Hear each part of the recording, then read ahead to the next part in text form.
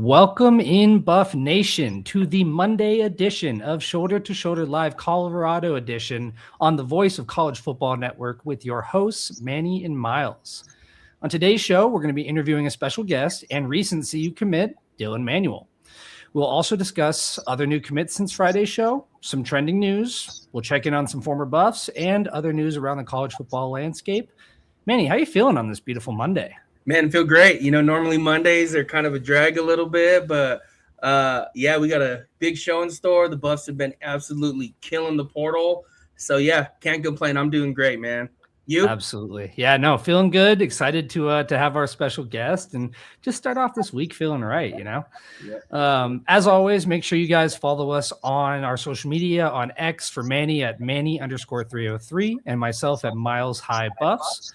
On Instagram, we've got Manny at 303_Manny. And then we have a new X channel account that we just created the other day at Colorado VOCFB. That's where we're going to be doing our show announcements, live stream links, and new merch, really anything related to the show. So make sure you go give it a follow, support the page. We're excited to have you guys be a part of the community. You can also catch today's show on Spotify, Apple, iHeartRadio, Amazon, or wherever you get your podcasts. We do have a big announcement as well that we now have memberships available. You guys might see it just below the stream here. If you want to support the show, and you can also do super chats now, which is super cool. Something that I know we've been working on for a while. We always want to communicate with you guys as much as possible, but if you really want to make sure that we see your comment, super chat's probably the easiest way to make that happen. We never expect you to pay us. We do this because we love the Buffs. We love to talk to you guys, but if you want to support the work that we do, we'd be happily very grateful for any support you want to give. Make sure you check out the store that's linked on our page, as well as scrolling here in the banner at the bottom. And yeah, that's pretty much it. Manny, are we ready to bring in our special guest? I think so. I think we're ready. Awesome. Cool. Let's bring him in. Joining the show today, we have new Buff commit Dylan Manuel. Dylan, how you feeling today? Oh man, I'm feeling great today, man. I'm feeling overly blessed and thankful for the opportunity that I've been given. Absolutely, man. Thank you so much for joining the show. We're excited to have you and excited to have you part of the Buffs family. Just want to start out super quick. You're from Georgia, right? Is it Stockbridge? Is that? Yes, sir. I'm from Atlanta. Awesome, from the Atlanta area. Very cool. Let's just jump right in here. Talk to us a little bit about, what the process of entering the portal was like for you. I don't know if you've had an agent in the past, but just what that experience was like talking to schools and, evaluating what was important for you. Man, it was a pretty good process, man. I've been having my agent for the last 2 years since I was at Charleston, so it'll be going on 2 years when we start getting into April. But man, the process is pretty good, And then once I got in the portal, that's when I started talking to Colorado, and then the recruiting picked up like a day or two after, like I think it was Saturday, and then it came down to the wire like Sunday when I announced my commitment between West Virginia and Louisville. It came down to like the last hour, and that's when the real was like, oh man, like this is where I went to go take a visit, and I feel like comfortable being up here. Absolutely. That's awesome. Oh yeah, real awesome, man. So, and again, bunch of different schools I'm sure reached out, like you said, Dylan. But what were you looking for in a school? Because is when we go on those visits, it is just as much as you interviewing them as much as them, interviewing you and talking to you. So what were you looking for in a school? Man, once you really get the first offer, you start looking for a family after that. So man, when I got up there, I felt like it was a family up there, especially with Coach Pecco and then Coach Prime. Like it felt like a family, and all the coaches were just very like loving and caring. Like, and they have one goal, and that's to win. Absolutely. Just out of curiosity, meeting the staff and everything obviously sounds like it was pretty great for you. But what drew you into the Buffs in the first place? I mean, the coaching resume speaks for itself, man. And then, once I be watching the videos on YouTube, I just see like the fans are always there, man. They're always in tune to the game. So like the fans really played a big part into it. Cause I'm coming from App State, and the App State fans were nothing but like great there. Like they came to every game, even when we were losing. So that was really one of the biggest things. Like how was the fan base and how was the environment there? Yeah, absolutely. Folsom gets rocking, especially on third down. So we'll be cheering for you loud. Yes, sir. Yeah, and then we hear all these things, and again, it like seems like such a far distance away from us. Like, oh my God, what really happens, right? But just kind of what was your visit like? Like, well, you shared that there was a lot of love. It was like a family. What was your visit like though? Like, what stood out compared to the other schools? Really just like the environment, man. I want to go somewhere I know I'm safe and I know I can eat good. When I came up there, I ate pretty good. We went to the Buff like Yeah. for breakfast, and I forgot the dinner spot, so that's what really just drew me in. The Buff is a legendary Colorado spot. Yep, it's real good. I'm glad you liked it. Yeah, what did you order if you don't mind sharing with us? I think I had the French toast breakfast sandwich. Yes, Okay. sir. Potatoes. Yeah, you can't go wrong with that one. I was gonna say it's a man with good taste right there. Yep. Hey, talk to us. Just being in Boulder and obviously just enjoying the scenery. Like, what stood out to you? What did you like about the city? And what made you really feel like you could spend the rest of your college career there?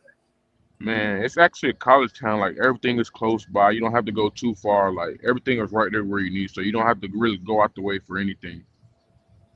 100%. Very walkable, I would say. Yes, sir. Totally. Yeah, I know. I had a couple friends. They went to one of my good friends went there, and others as well. And they didn't even take a car. And I was like, "Why are you not taking a car?" And then you go there, and you're like, "Oh yeah, it's probably more to the cost to park it, get parking per all those things than to actually own the vehicle. You know what I mean? It's easier to walk though." Yes, sir. Yeah, and then and this is one of the things you talked about the fans earlier. Again, I agree with you 110%. Our fan base is they're phenomenal. That stadium, Folsom, gets rocking. What can fans expect from you on and off the field?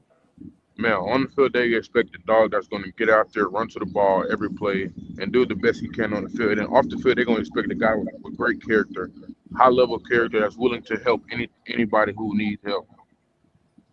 Oh, I love that. That is shoulder to shoulder, at its true epitome, which is great.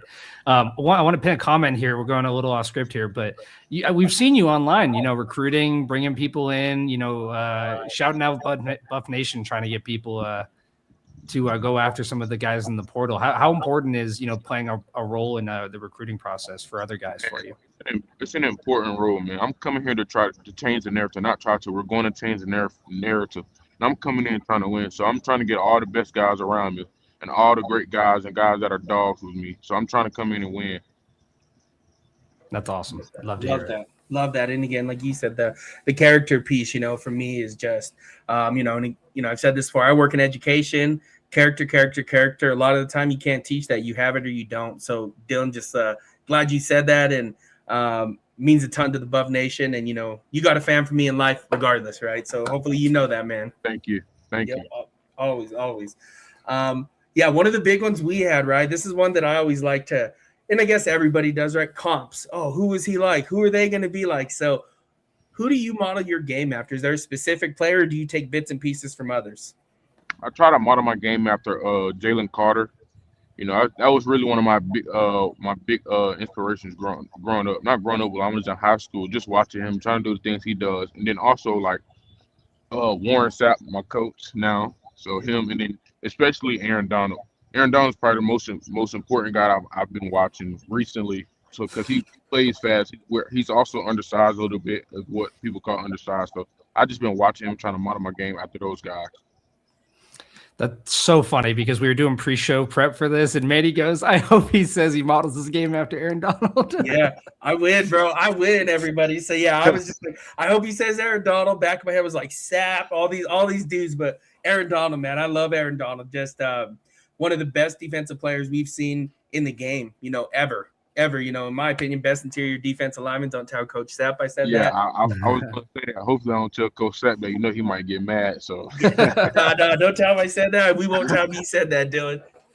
Yes, awesome. Sir. Hey, we got a couple of rapid fire questions for you here. We don't want to keep it too long. We're so appreciative of your time. What's your favorite food? Crawfish or salmon and rice. Okay, true Southern boy, huh? Love it. Yep. All right, dream car. I want an old school Camaro, like SS Camaro or Chevy Impala. Oh man, what year of Camaro? You got one in mind? No, I do not have one in mind. I just like the old school one. Yeah. Man, my dream car is a 64 SS Impala, candy apple red paint, and then Yes, you got sir. the white top, bro. That's Yeah, mine. that's hard. That's Yeah. hard. Yes, sir. Is there a celebrity you would want to meet one day? Um, Probably Rod Wave. That's one of my like top artists right now. Probably him. Oh man, so that just that beats us to the next one. Favorite artist, right?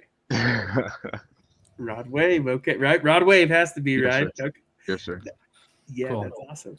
That's all we had for you today, Dylan. Hey, we really appreciate you taking the time. I know Buff Nation is super excited. If you have a moment or two, we'd love to let you, shout out your social media, let Buff Nation know where they can follow you. And at Buff Nation, if you guys are commenting, let us know. Predict Dylan's stat line for the season. We want to know how big of a season he's going to have. But yeah, shout out your socials so people know where to follow you. Yeah, on Twitter, my Twitter or X is Dylan Manuel 99 _. And then my Instagram is DY1AN 99 _. So Dylan 99 _ on Instagram. Hey, perfect. I got one last question for you. I know Coach Prime's got an affinity for having their players, earn their numbers. Do you have a number in mind that you want to earn? Yeah, we actually talked about it when we had our one-on-one meeting. I asked him, "Can I get number 9?" Because that's the number I was at App State. He told me he doesn't really like giving big guys a small number, so he told me I'm gonna have to come in and earn that number. But probably 99 if I don't get 9. But I'm going to try to come in and earn number 9. Absolutely, I love that. More than capable of doing that, Dylan. Again, thank you, man. Best of luck with the move in, getting to Boulder, and man, we're just real grateful you took some time to be with us this evening, and also grateful to have you on the Buffs. Yes, sir. Thank you. I'm blessed for you guys having me on. Totally. Yes, sir. Thank you, Dylan. Have a great rest of your Monday. You guys too. Bye-bye. All right, Man, fantastic. I was gonna say, how cool is that? Oh man, he's holy cow. Even just saying, so I think we had a comment here, and it was just someone posted something that was just fantastically. We had this one before. Sorry. Oh, there you go. I beat you to it, bro. Yeah, easily favorite commit. Dude has such a great energy and then character. I'm big on character. You can't teach that stuff. So 100%. Just a really, really great young man. Yeah, absolutely. And I think that, going back to Prime's mantra, smart, fast, disciplined, tough with character. I mean, I don't know what his 40 time is, it might not be fast, but everything else, he's got that locked down. So it's so exciting to see guys that want to come in and really compete and make a difference here in Boulder. But for sure. Cool. That's awesome. Moving on, right? So last time we were on the show, we had a little bit of breaking news, if you remember correctly. We had a couple of commits come up live on air, which was super exciting. We kind of blended them into our recap, but we want to give them their full evaluation for the community and kind of break down what they can expect in these guys. If that sound good to you? Yep, let's roll. Awesome. Cool. So commit number 24, we've got offensive guard Jose Soto out of Sac State, right? So bringing in an experienced offensive lineman from Sac State, a guy that understands Coach Marion's system and what to expect on the line. He's a big physical interior offensive lineman. Was expected to, anchor that Hornets front 7 or front 5 before, they missed a little bit of time due to some injuries. He's known for having a strong base. He's a leverage-driven run blocker, and he's got steadiness in some of the short area passing sets. What are your thoughts on Soto? Nope, I like him. I'm going to allude to something you said on Friday's show, though. You need these guys in there that are going to come and teach the system, right? Because the blocking scheme is going to be a little bit different. I know that everybody sees, oh, this is a zone, outside stretch run or outside zone blocking that's supposed to go through the C gap, right? It's not that simple, right? There are certain things that needed to be done. There's certain blocks, certain way your footwork needs to be done. So I love this. Bring one of your guys over to help teach the system. 100%. Yeah, no, exactly. You're spot on with that one. For all my numbers gurus out there, he came in last season. He was the number 1 guard, 11th best player on offense for Sac State last season. Number 1 guard at a 66.0 overall. Played in 11 games. He had grades of 65.8 in the run blocking grade and 59.2 as a pass blocker. So pretty good grades there. I think that would have graded pretty highly, if I remember correctly, for the Buffs O-line last season. Also, 0 sacks allowed. Yeah. We love that. We Yep. love that. Yep. Awesome. So moving on to the next one that we got live on the show last week, defensive end Vili. I'm still going to mess this up. Tofatafua. That's my guess there. Yep. How you feel I did? Okay, cool. I'm not going to try. Yep. So from San Jose State, he's and some of these I'm pulling bits and pieces from 247, from their draft comps, just from their high school recruiting. But known as a hard worker, right? So motor-driven edge defender, carved out a starting role at San Jose State after JUCO and stops at Utah. Shows a knack for penetrating the backfield with pursuit and strength. He's got some run stuffing aggression, sack ability, and force fumble instincts. He also got an all Mountain West honorable mention before he entered the portal. How are we feeling about Vili? Nope, like him a ton. I think again that trend continues, right? You have all Mountain West honorable mention. Buffs are targeting guys that played at a high level and have a lot of snaps. So again, I just think this fits what they're doing at this point. This guy, Villa, I'm going to just say it's for Villa. I'm not even going to try to pronounce his last name, so I'm going to leave that to you, Miles. But I think this was a great get, and he'll be competing, absolutely competing for a starting position on the offensive line. Absolutely. Yeah, no, very excited there. Let me go ahead and grab those grades as well. If you guys are not already, you can find a community pinned on my page. It's called CU News and Numbers. I put a lot of PFF stats, kind of behind the scenes stuff that you can expect for, guys that come into the Buff. So if you were into that type of stuff, go ahead and try to join the community. We'd love to have you in there. So Vili ranked as the 6th best defensive player for San Jose State, number 2 defensive edge at a 71.7 overall in 11 games last season. He had grades of a 65.8 in run defense, 59.2 in tackling, 71.7 in pass rush, and 69.3 in coverage. He also had 17 pressures, 4 sacks, 11 hurries, and 23 stops. So good overall numbers, as you alluded to. Very productive. Moving on down the list, as many as you probably saw, this one did go a little bit under the radar. We had a 2026 QB commit come in. I'm going to let you say this one because I don't know the name as well. Okay, Keneal Sweetwine. Keneal Sweetwine, absolutely. So high school dual threat quarterback from Utah with a big frame. I think he's 6'3", between 195, 200 pounds. Got good athletic tools, makes plays with both his arm and his legs. He's originally committed to NC State, and I think he was committed to BYU before that, but he's coming to Colorado as part of the 2026 class, a late addition, after just evaluating fit and just proximity to home. So how are we feeling about this new QB? Yeah, I really, really like him. We were talking before the show, and I was just like, man, this dude fits the go-go perfectly. And then we started talking. It's like, but Julian Lewis is there, right? There's that, but this dude can play the dual threat. Just if there was, a quarterback that you could find, made for the go-go offense with Coach Marion, Sweetwine is your guy. So I'm excited for him. I don't know how much we will see of him, just because of Julian Lewis, but I'm more excited to see him in camp and see. And again, nothing is promised to anybody for a certain position, but man, I'm really, really excited to see this kid play. And, Skyridge there in Utah, that is a big time high school football program in the state of Utah, right? There's Corner Canyon, Skyridge.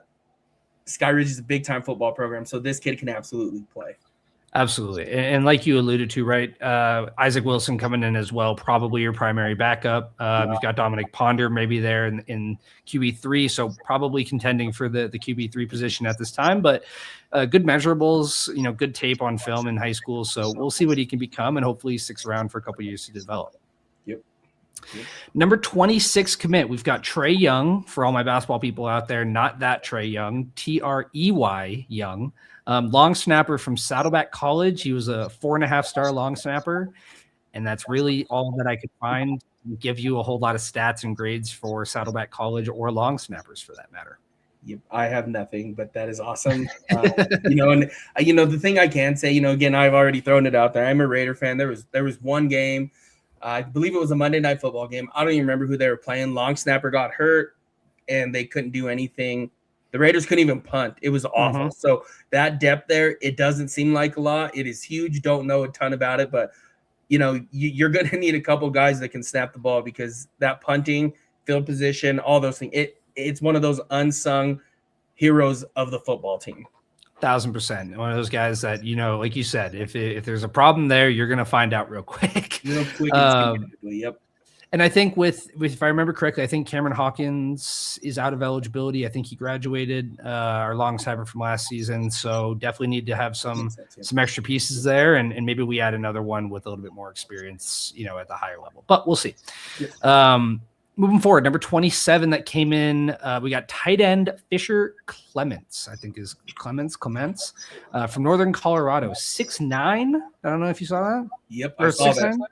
6'9", Yep. So long, athletic tight end with size and developing pass catching ability, who contributed consistently over multiple seasons at Northern Colorado. The frame and the receiving upside make him a reliable red zone threat, as you can imagine, and a flexible blocker. So he brings length and versatility to the tight end room that we're going to probably see a little bit more development in the offense this season. Yep. And I think, too, you start thinking about the monsters that CU has at tight end now, right? Because we had what was our guy's name from Loveland? Zane D'Souza, right? Yep. Zane D'Souza.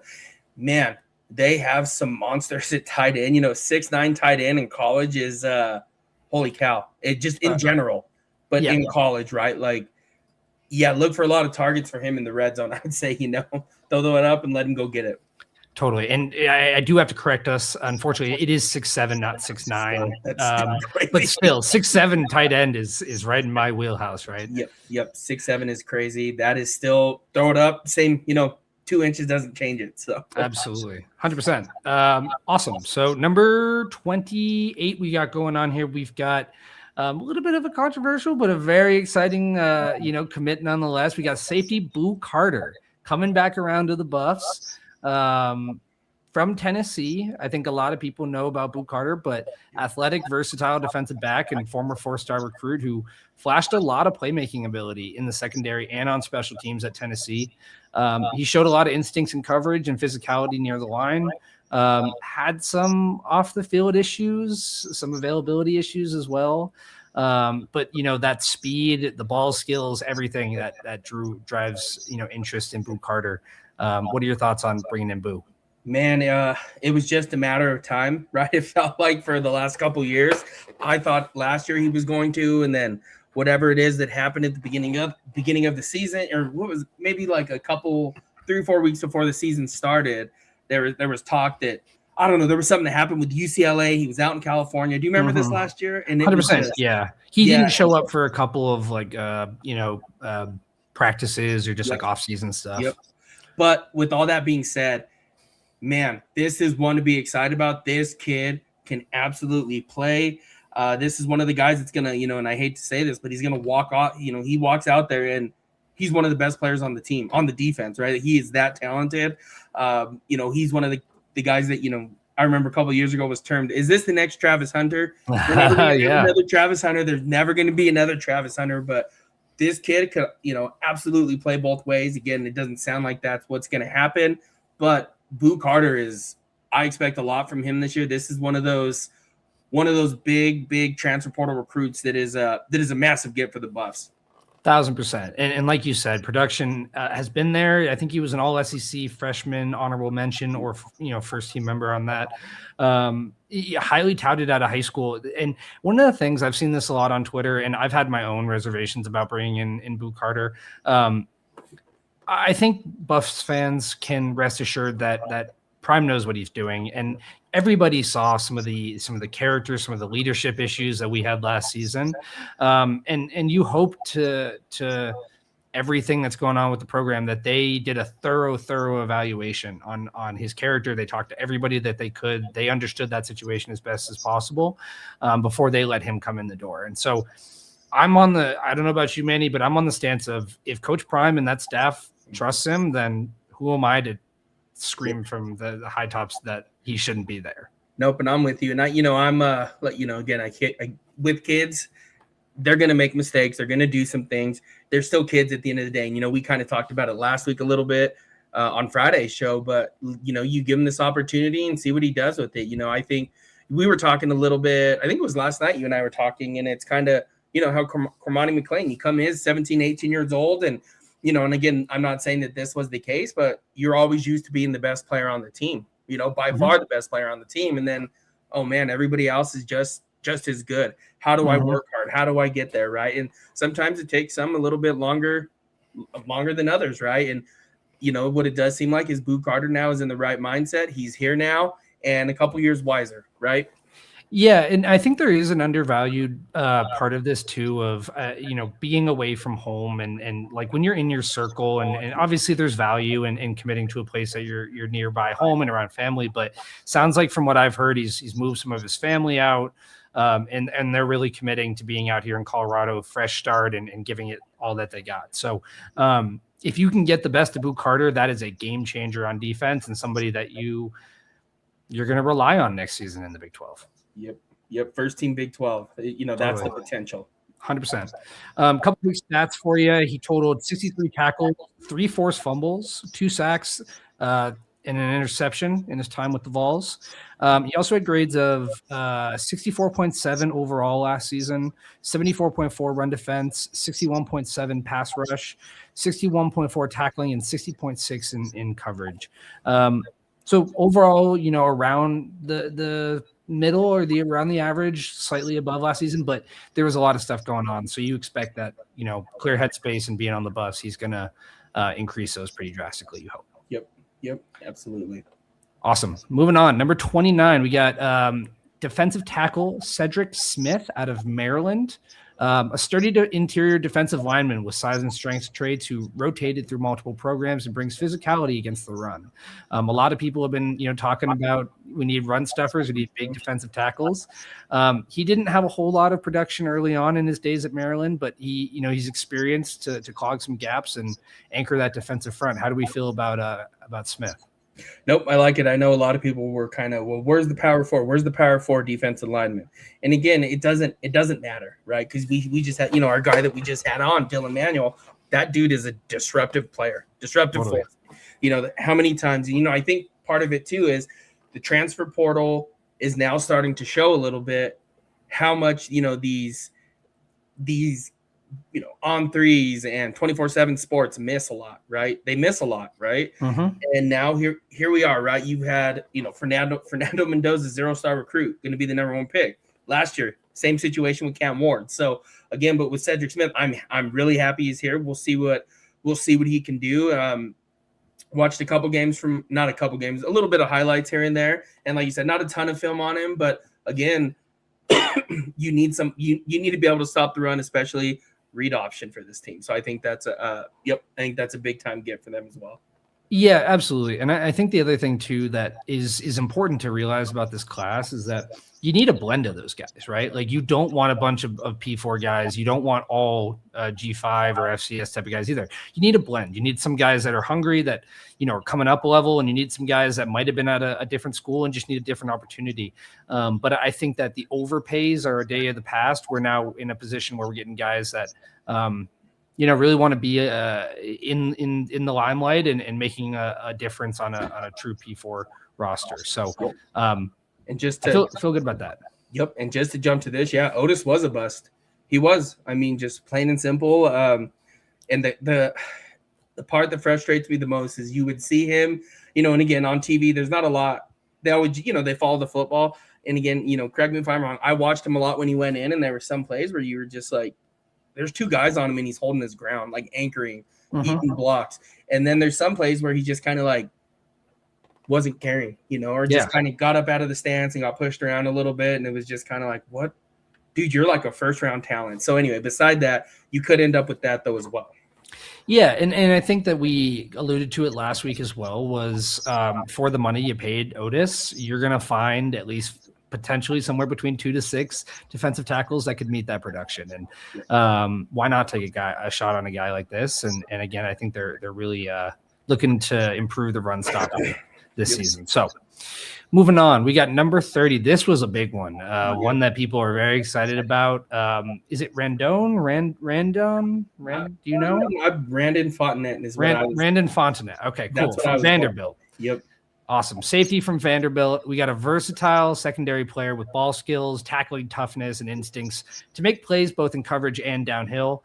He was a former high school standout. He had a little bit of experience with TCU, but has shown an ability to, track the ball, break on routes, and really contribute as a consistent run support safety with instincts, that translate across different schemes. So this feels to me, you're welcome to shut me down if this is too far, but this feels like a number 7 for the Buffs. Yeah. Yep. Well, I saw him with the number 7 on during the photos, right? But it really does. I think because we're talking Tawfiq Bayard and the Shark, right? That's who we're talking about.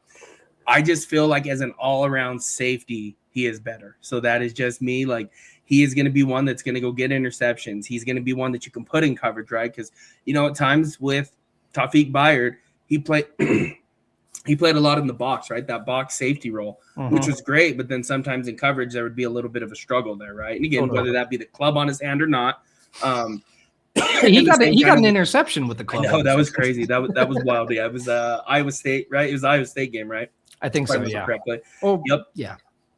And I guess to love this pickup. I just think this is going to be one of the second best safety because now we're talking about Boo Carter or first. I mean, I start looking big picture right away. I was like, holy cow, they got some really good safeties at this point now. So I'm excited for the duo Fontenette and Boo Carter. So.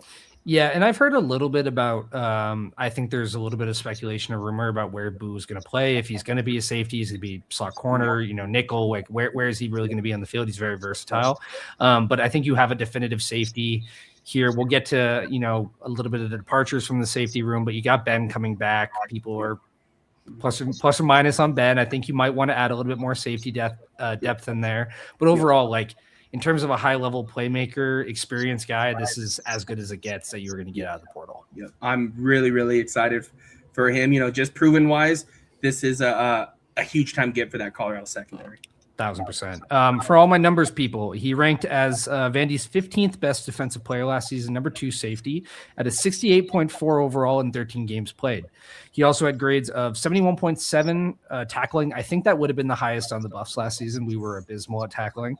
69.5 in coverage, 66.5 in run defense, and then 61.9 in pass rush. He also, as a safety, had 10 pressures, 7 hurries, 21 stops, 4 PBUs, and 75% receptions allowed. So overall versatile, like you said, can play in the box, but also very solid in coverage as well. Yep. I'm going to pin this just right here again, as people are alluding to. Boo could be a nickel. I think you can really put him in anywhere in the secondary, and he's just going to go wreak havoc. So if he's in a good headspace, I don't care where you put Boo Carter, just put him on the field. Yep, he can play linebacker too, which is crazy. Yeah, he can return punts. He can play slot wide receiver. So just get him on the field. 1,000%. Awesome. Moving up the list here, we've got number 31 that came in the other day. Cornerback Emery Floyd, teammate of our interview guest Dylan Manuel. Oh man, I know we should have asked him about it. I'm realizing that. Yeah. Yeah. Holy cow. Yeah. That's all right. Basic rundown here on Emery. So a long athletic defensive back who plays with speed and physicality. Projecting best is a versatile outside corner who can run with receivers and hold up in man coverage while still being a little bit active in run support. Began his career at South Carolina. His size, speed profile stood out, but didn't play a whole lot. And then transferred to App State to find that more consistent role. He's got straight line speed, length, and competitiveness, making him a developmental defender. I don't know if this is your day one corner starter, but how do you feel about this one? I don't think it's day one, but I think this kid, I think he's going to want to. I don't want to say a project, but you're going to be seeing him play. He'll touch the field, right? He'll be out there. He'll play some. But I would think long term more with Emery Floyd, right? Because he has how many years of eligibility? If I remember correctly, I think he had 2 years at South Carolina and then 1 year at App State. So I'm thinking 2. Okay. So if he gets, because he redshirted then, I would assume one of those. I would assume he didn't play very much at. Okay. It's either he played 2 at App State and 1 at. it's a 2-in-1 situation. And I think he redshirted one of them. And the crazy part is you never know, right? You get somebody like this on campus, right? Originally recruited South Carolina, that's big time, that's SEC.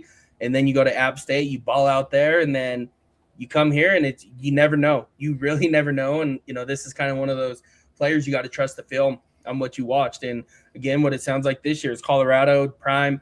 They were all hands on deck, just looking at players and watching. They're still going through that process. But so if they've seen something, I would expect we'll see them on the field, and more than likely, you might be looking at a starting corner spot for next year.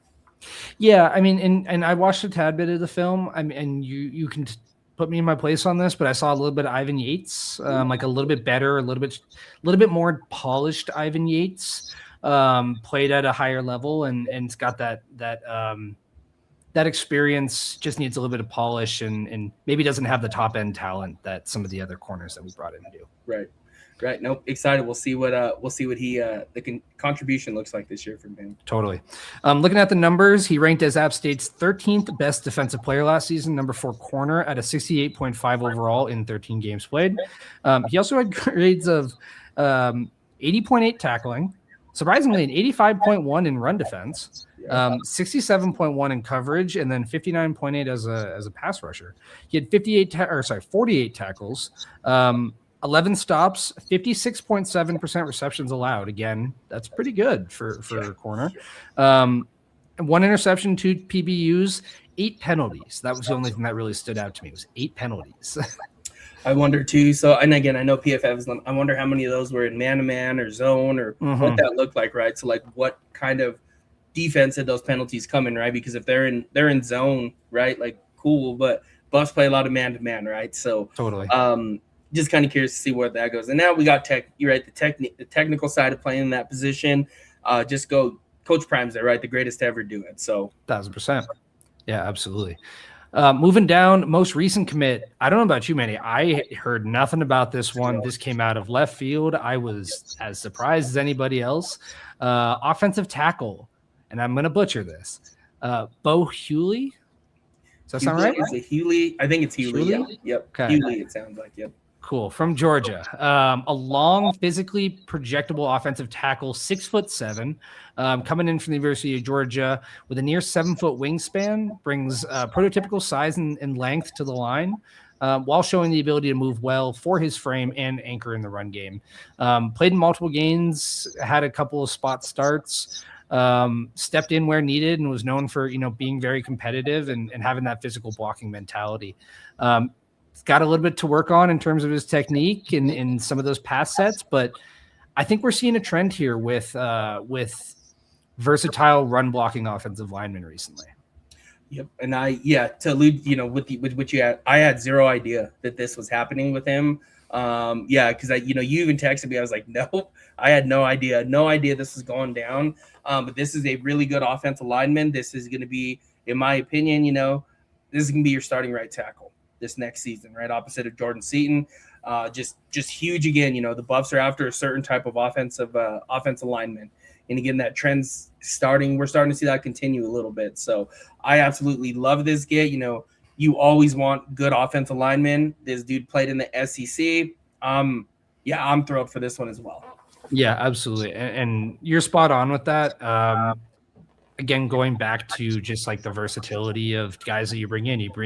You don't want everybody to come from SEC rejects per se. We want a blend of guys. We've got, I think Phillip Houston has another year of eligibility. Larry Johnson's coming back. So you've got a competition going on there. And I know that there's some other guys that they're targeting. We'll get to that later on, but I think overall this is a really exciting pickup. And for all my numbers people, he played in 10 games last season at a 62.1 overall. And I want to give this, I'm realizing I haven't done this enough. For anyone who's not familiar with PFF grades, a 60 is average, just for context sake. So when you hear that a player is at a 66 or 62, keep in mind that a 60 is considered average. So anything above that or below that, that's your essentially baseline for those. Actually had a 73.9 in pass block grade, which is interesting. I don't think he was in on as many pass block snaps. 59.3 in run block, so roughly right around average. But if you can be average in the SEC, you're probably going to be pretty good, in the Big 12. So we'll see how that comes out. Yep. Awesome. And that's, unless the chat wants to break any breaking news for us, that's all we have so far. How do we feel about where the Buffs sit, in terms of since our last conversation? And I think we're averaging like 3 to 4 commits a day at this point. Yeah. It's starting to get a little hard to keep up with. I know today, just couldn't keep up with it again today because I was like, man, something happens, doing something else, whatever it may be. And then it was like, oh man, look at this, refreshed it a couple hours, and I'm like, holy cow, like 2 guys, 2 guys, and it just keeps clicking on all cylinders a little bit. They're moving and grooving right now. So yeah, and it goes to show, like, I wouldn't by any means, do not ever clip this and pretend that we are insiders. Yes. But I feel like Manny and I have some level of a sense as what's going on. Bo, we had no idea. I didn't talk to anybody who had any concept of this. So it goes to show, like, when you guys are wanting people to break news and tell us what's going on, there's a lot happening behind the scenes that nobody knows about. Yep. And so just be patient, right? Like, they know what they're doing. I saw a clip from Coach Prime today where he was saying, he feels really great about the class so far, and that he's even more confident in how they're going to round it out. So looking forward to it. In chat, we're going to need you. We're not always looking at Twitter while we're doing this. So please, if you see anything, let us know so that we can break some news here. Yep. And I think too, there was one, just to try to catch up on this. Any word on Blake Purchase? I'm assuming haven't heard a ton. I know there's interest there, but not a ton on Blake Purchase. I have heard that he's coming on a visit. I've also heard he's highly coveted. He's highly sought after. Hometown kid, was part of his recruitment initially when Dion came in late. I've heard that the Buffs feel good if they can get him in the door, but the question becomes, how does that visit go? And there's nothing, that we have concrete at this time, but I know they're working on getting him here on a visit. Yep. And that's somewhat what I heard. I mean, I just know they've reached out and there's interest, right? And obviously a lot of schools probably have done that with Blake. 100%. So, yep. And then there was Jordan Seaton's. Oh, sorry. We're clicking over each other. We're going to the same one. Yeah. Jordan Seaton's family from Ohio State. That was the offensive tackle, right? Jalen McFadden. Yes, I think so. I haven't heard anything around that. I'm not sure about you. I have heard that, again, they are interested. They're doing their best. You don't have a guy like Jordan Seaton publicly tweet about his own cousin and then go, nah, we're good. Not interested. Yeah, like they hear and you want to keep Jordan around, so you're gonna it's like I give this like an NBA equivalent where it's like sometimes when you have a star player, you want to bring like their family or their people around, their brothers into the program. Yeah. I know this is a highly rated offensive tackle out of Ohio State. He's going to be highly coveted in the portal, but you do whatever you can to make Jordan Seaton happy, and if it's bringing in his cousin, then you do what you have to. Yep, absolutely. The other one I saw, I want to pin here, Hunter. I know he took a visit, center from Houston. I've also heard about this. I don't have a whole lot of intel in terms of where it stands. I know that the center position is something that they are actively working on very heavily. Do you have anything you want to add on this? Nope, just kind of, I think, same as you. And for anybody who's listening, it's Demetrius Hunter, the center out of Houston. It did come on a visit, and I know that they're working on it. Trust in Gunner. That's all I can tell you. Want to take a step back real quick. We had a couple of CU portal entries. We mentioned it a little bit earlier at the safety position, alluded to it. Wide receiver, cornerback, we're gonna go there first. Isaiah Harge enters the portal, as well as Carter Stoutmeyer, safety. 2 guys who have been here, I think, from the 2023 class. And if I remember correctly, outside of walk-ons, that is the last of the 2023 class to leave the Buffs. So how do we feel about that off the top?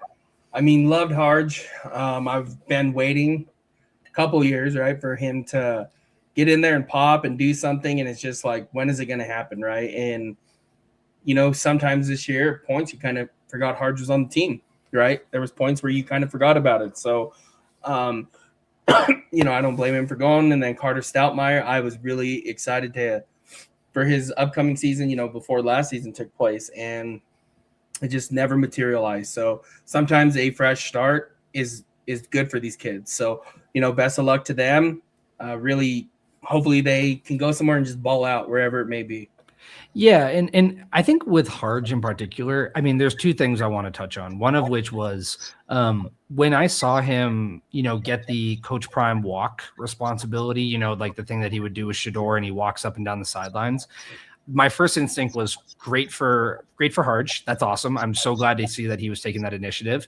The second thing I saw was bad for Caden Salter because I was like, you kind of wish that your quarterback takes on that responsibility and he jumps in. When I saw that initially, I was like a little concerned about where the leadership there is and if he really like connected with Coach Prime off the bat. I that's not a report. I don't know anything, but like good for Harge. He clearly has a relationship with Coach Prime, and it's sad to see him go.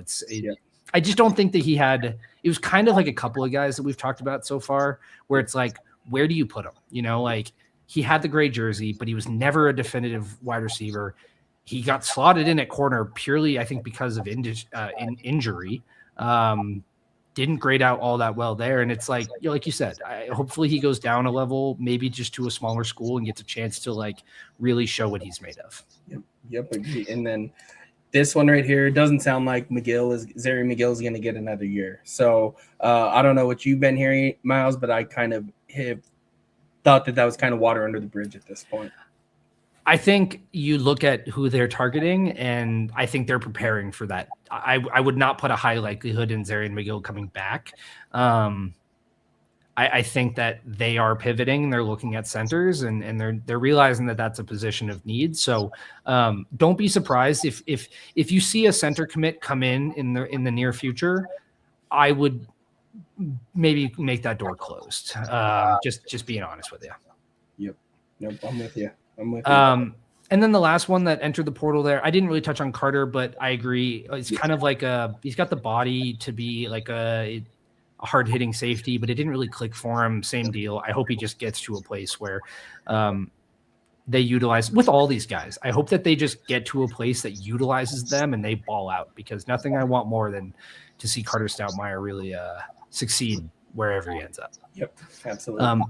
And then last one, Cooper Lovelace, offensive lineman. I thought he was a grad transfer. I'm surprised he still has eligibility. Didn't play much, if at all, for the Buffs. High character guy. I met him. He's a really great person. You saw him in the well-off videos, but just didn't really have a role here on the field, unfortunately. Yep, agreed. Cool. Moving on, we kind of jumped into it a little bit. We have some, we want to touch on a little bit of general news here. I'm assuming a lot of people have been seeing the rumors and the speculations. DeAndre Moore, wide receiver out of Texas. Buffs feel good about him. They got him on a visit. I'm hearing good things. Nothing is finalized. I have my notifications on. I'm waiting for the big one. But what are your thoughts on how the Buffs stand so far? DeAndre Moore, it sounds like we're getting close with him. Sounds like that we're the leader in the clubhouse at this point. So kind of like you, just waiting to see if it drops or what happens with it. But it sounds like we're kind of the leader in the clubhouse at this point. 100%. Next one on my list is Andrew Zock, FCS DPOY out of Mercer, defensive edge. I'm hearing this is one of the ones where every single day I wake up to different news. They felt really good. He's got relationships that he really wants to lean on. I'm hearing Toledo in the mix. I'm hearing a couple other schools are making a late push. How do you feel on Zock at the current moment? Same with you, but again, one source saying no, the other's like, yeah, maybe. And so it's kind of like, I think it's just nobody really knows what's going on with Zock at the moment. So, and again, that would be a big time pickup as well. 1,000%. That would definitely, solidify your defensive front. One of the guys that Buffs were in on, Jordan Norman, committed to Tennessee like earlier today when I was at the gym. So unfortunately missed out there. Smith Snowden, cornerback out of Utah. I had heard things were trending really well, and then it's not. From what I've heard, it's not looking good. He's looking for some of those bigger schools, the Notre Dames and the Oregons of the world. Yep. Same with them. Snowden, seems like they kind of don't want to say moved on from him, but that, you know, kind of mutually just kind of like, okay, cool, we'll see what happens, but same kind of thing. Yeah, and I think that's one of those guys that, for lack of a better term, is going to command a market. You look at the schools that he's interested in, and it kind of becomes a question of what the Buffs are willing to, you know, they might have pivoted to Abu and some of these other guys, Justin Eaglin. So I think that cornerback is definitely something that that you have to make sure is solidified. We were really thin on it last year, but that's a guy you wish you could have gotten, but it's okay. I think there are other corners out there that are going to be productive. Yep. CJ Baxter, that was a guy that we talked about last week. Running back out of Texas. I'm pretty sure if I saw it correctly, he's gone. He went to Kentucky. Is that correct? Yep, Kentucky. Yep. So that's an unfortunate one. I think you do want to add another running back, maybe somebody who has a little bit more upside and talent, like raw talent, I would say. But it's also it's thinning out in that market currently in the portal. So we'll see where they go with that. They might just feel comfortable with it, and this was more of a like, if we get him, we get him type. Yeah, because they have I don't want to call it loaded, but a crowded running back room right now. Yeah. And don't forget too, like people always think about the fact that the Buffs lost a lot of guys this year and they're like, oh, it's a whole new roster, but like Michael Welch is still here, right? Like if we can get an injury exemption, we've got Simeon Price coming back, Kalen Taylor's coming back. Like those could have been your top 3 last season. And now you're also adding productive backs that came from the system that's being implemented into the fold. So if you were feeling good about it last year, like another year of development, another year of some guys being brought in, like I'm okay with it, honestly. Yeah, me too. You know, I think it becomes, there's only one ball, you know, at that point. Mm-hmm. And one of the things that we talked about earlier in the season on the show was one of the things I don't like, and again, this is just a preference, subbing in running backs. Just keep going through them, and it's like you got to let one of them get in the groove. You know, that has to. So I'm okay with the way the running backs, the room is right now. So totally. I want to go back really quickly. I want to go to this question: did Harge's, playing both sides hurt his development? Here's my thing on that, right? They said from day one with Travis Hunter, number 2 pick, Heisman winner. They said, you got to master one side before you get to the other. They said that was something that they were going to prioritize. They gave Harge a chance.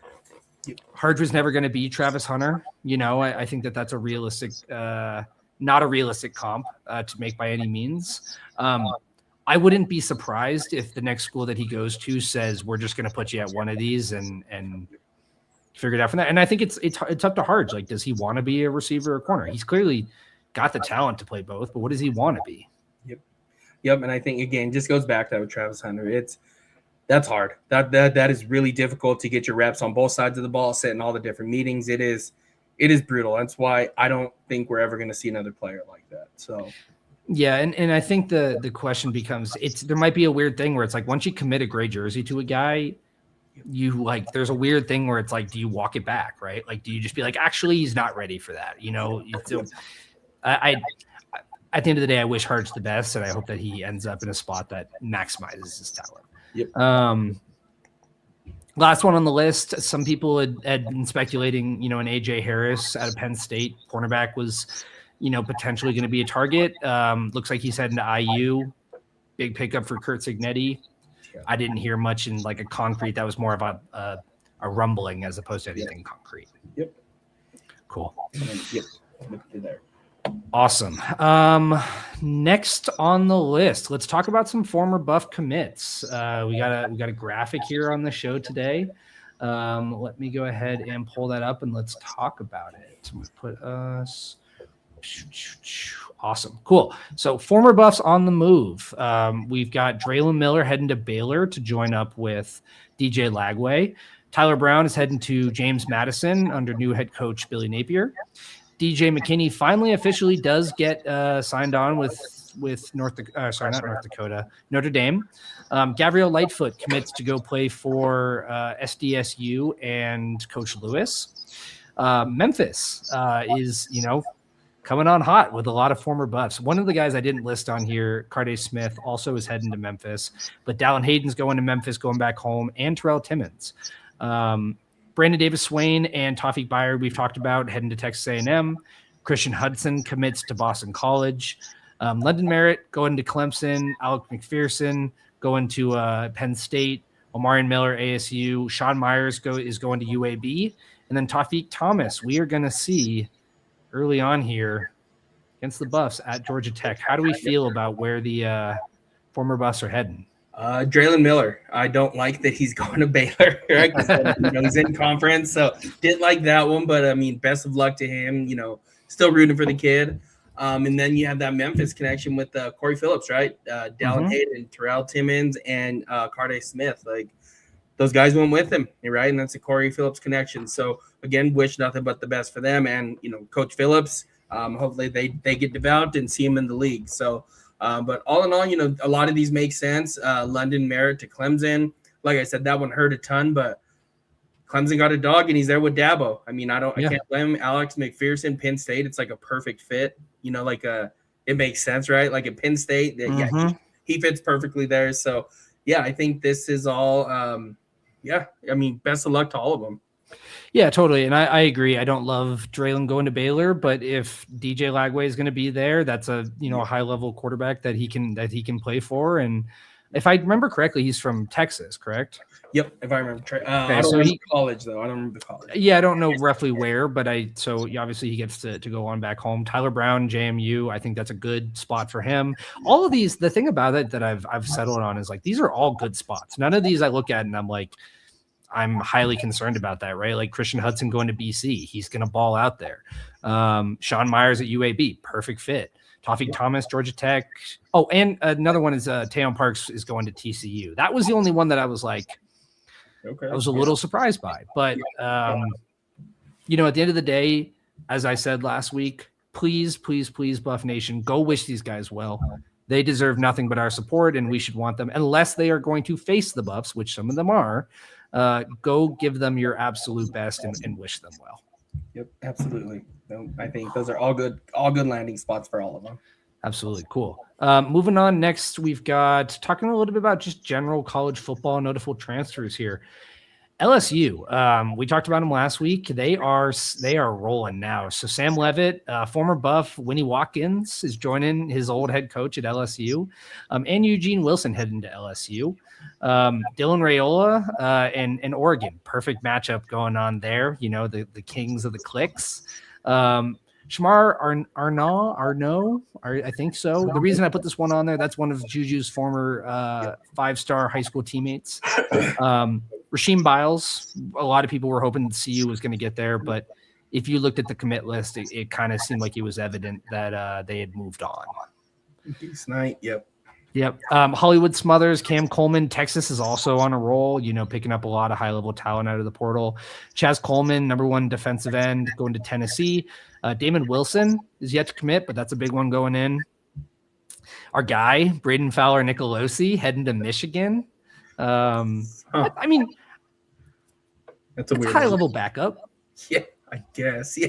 Yeah, like he's. I don't know if he got his 6 figures. Maybe he got his nice 100,000. It's a mid-level backup. It's an experienced guy. Deuce Knight heading to Ole Miss. That's actually one I personally love. Yep, me too. Man, that's Yep. DJ Lagway, Baylor, going where his dad played, and then a couple of former Buffs. AJ Hill heading to Arkansas, and Tajay McCoy is heading to Georgia Tech. So Georgia Tech is like quietly stacking up. This is Boulder of the East. Yep. Yeah, they're. I like what Georgia Tech's doing. Love the program. Love the coach. Yeah, I'm really happy about that. And then, I saw that Braden Fowler, Nicolosi. I just can't. Every time I see him, he does the too small thing to Travis Hunter, where it's like, dude, like he ran for 1 yard. You guys are getting killed right now. Like, what are you doing? So, I have a hard time with him. 100%. And then I want to pin this one here. I forgot to put this on the list as well. Bishop Thomas heading to Oklahoma. Good for Bishop Thomas. Yep. This is one that that's exciting. Good for him. And I didn't include all of them. I did the best that I could with tracking some of these down, but some of you have seen it in the past, but I try to do a where are they now at a certain point in the season. So, if you're interested in tracking these guys down at their new schools, follow Miles High Buffs because I'll give you the rundown there. Yeah, no, I like this too. Just, the bigger names. Yeah, I like that. I think, what would you say your best fit is right here? Out of On all that the list? other CFB news, yeah.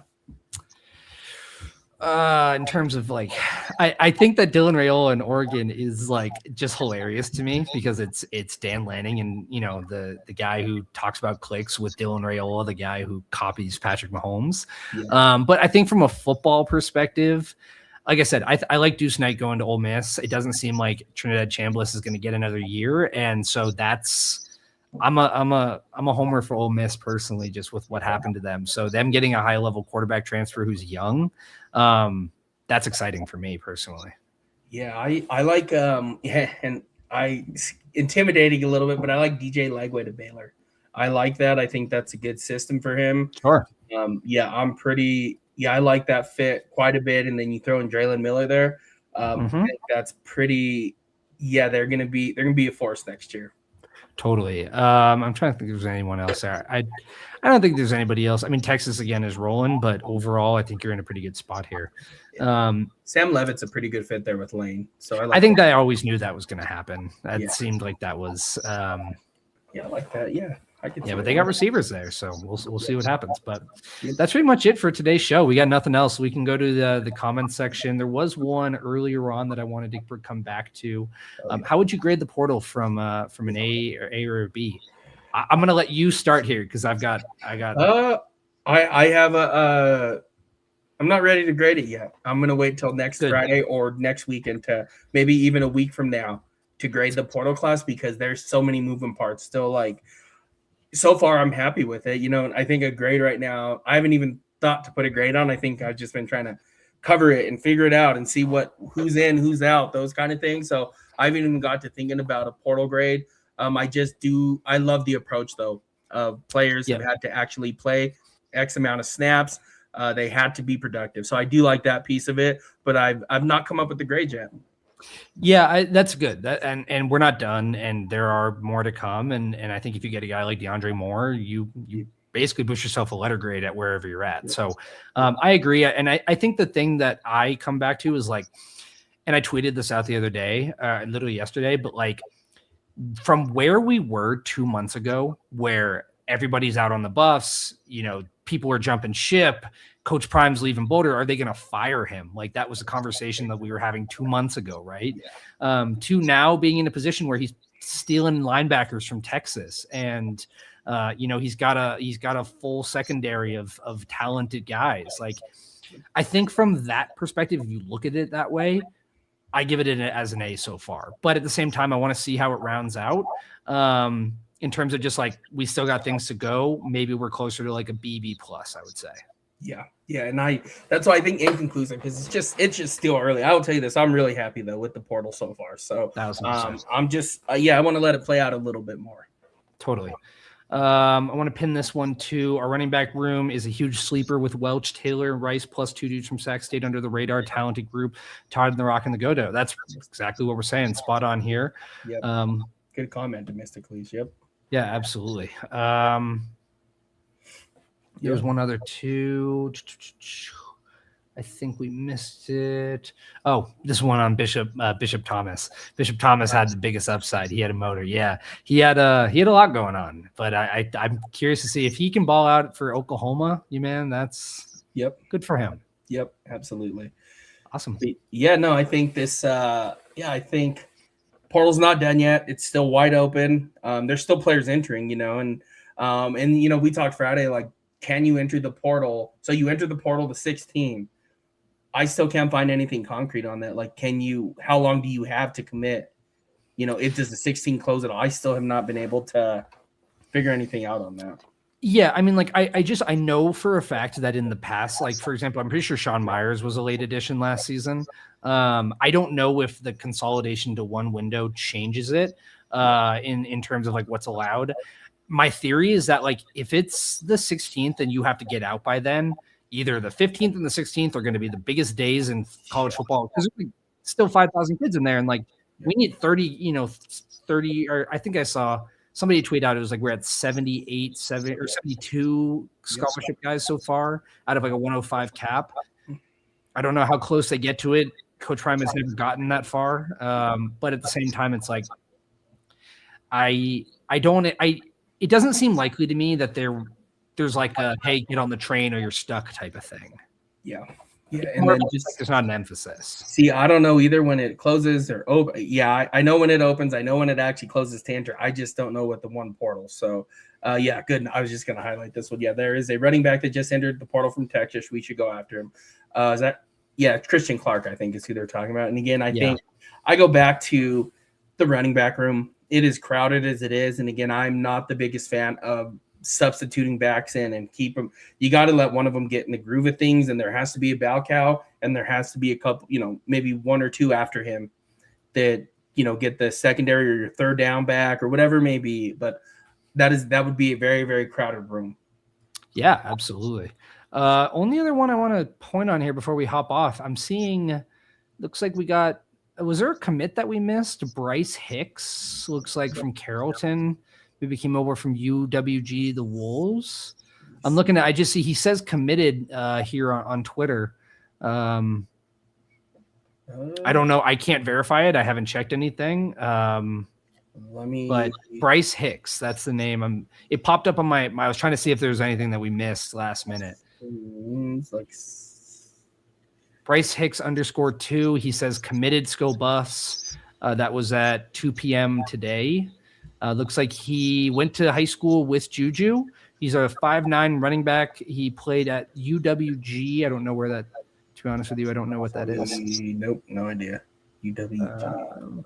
Nope. But yeah, I don't see much on here. I'm just kind of scrolling through right now. You'll see it on his page. He posted it. It just says committed. So okay. I can't verify that. I can't verify it with an offer. This is not me breaking formal news, just pointing it out. And then, I don't know. It looks Third like walk on. Something. Okay. Cut some eyes now floating around on over the last 15 minutes. So again, don't know a ton, but sounds like something might. Who is this? Transfer. Okay, so that's our guy. Yeah, I don't see much, but seems like something's in the works right now, though, from X right now. So. Cool. Well, this was a good one. We covered a lot today. We had the interview. For anyone who joined late, we did the interview with Dylan Manuel within, I think, the first 10, 15 minutes of the show. So once we hop off here, we're done. Go back and rewatch that. Look out for some other commits that, I don't know anything tonight, but there's been 3 to 4 or so per day. So look out for the buffs. Follow us on socials right here. You can see it. I think it's right there. And yeah, Manny, you got anything else you want to add before we hop off? Nope. Just, again, as always, you guys, appreciate you guys being here. Without you, there's no show. Just really appreciate it. Make sure you like, subscribe, retweet us, follow us. Again, we are, like I talked about, we started in June. I looked it up, mid-June, I think it was. And this platform is growing. So again, make sure to give us a follow, all your social media and all your podcast platforms. Believe as well. So it's BLEAV, I believe is how you spell it, but it's pronounced Believe. Mm-hmm. I don't know how they get that. But again, we are on there as well. So just make sure to follow, like, send it out to everybody. But again, just love having you guys on here with us. Yeah, and let us know, like, if we want us to try and interview anybody else. Like, we're working on it. We're doing our best, but obviously anything you can support. Go ahead and let them know. Let them know you want them on the S2S live on Voice of College Football. So we'd love to have them on. But thank you guys. Happy Monday. Have a great rest of your week. We'll talk to you on Wednesday. And Go Buffs. All right, Go Buffs, baby. Have a good rest of your week, guys. Bye-bye.